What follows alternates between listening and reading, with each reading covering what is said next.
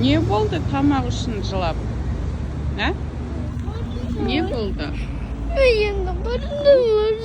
Қарным ашып тұр. Ничего, бір күн полдник жемей қалдым. Үйге барып жейміз қазір.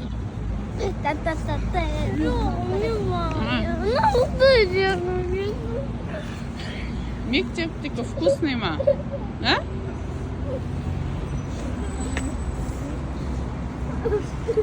Қазір күшті зат алып берем есек.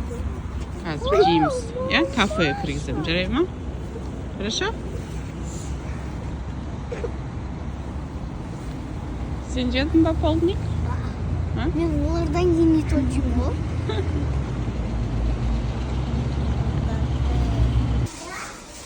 Есек? Енді довольныйсың ба тамақ жеп? Жоқ?